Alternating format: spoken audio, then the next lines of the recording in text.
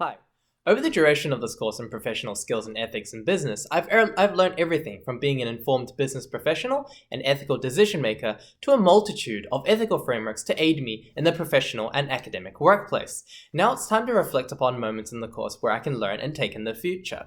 So first and foremost, how does the reference of virtual ethics be important to me, my future as an employee and student? According to the reference, virtual ethics are a large part of what makes me morally justified. The virtual ethics theory states that they are a crucial part of our society, and in management, it is important to merge them together with morality. The point of virtual ethics theory is for my future as an employee and student is to motivate and incentivize my behavior towards the success of my surroundings, either that being in a business environment or in university academia. For example, I'll be more aware of how some virtual ethics frameworks such as justice and temperance allows me to be patient in the work environment, to hold back my judgments until I see the bigger picture. Through using all the virtual and ethical frameworks allows me to gain clarity and to take a step back to view a situation more clearly and objectively, which can lead to a more desired result. Moving on, how has a personal experience I've learned over the course impacted me for my future? Well, a personal experience I've experienced over the course was that I should be more open to cultural humility. So one of the activities we did in week 8 with Mark was that in the workshop we were asked to identify and challenge some of the assumptions we made in order to develop my cultural humility. After doing this activity, through sharing my experiences with how I approach other cultures, I realized that learning about other cultures in the future will be a permanent learning process, as there will be much to observe and in many different cultures.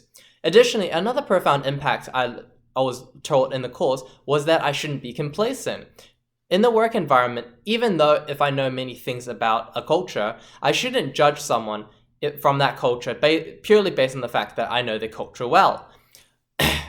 This is because cultural humility implies that a learning process is infinite, as opposed to cultural competence, which suggests that learning one's culture is finite. Therefore, I will strive to be open to learning new things in different cultures indefinitely. Also, how does the feedback of my blog and case study impact me, and what does it mean for my future? For my feedback from my case study and blog, I have realized that I'm lacking in following instructions. In the future, I will utilize this knowledge about my shortcomings to especially pay more attention to detail in instructions in order to follow them correctly and therefore get a desired answer. While this is obviously important in as my remaining time as a postgraduate student, as having correct answers is very crucial in academia, and also in the work environment as well, as I will need to follow instructions from clients, suppliers, and other stakeholders in order to do work correctly. And lastly, how does the concepts I've learned be applied to how I approach my learning in the future?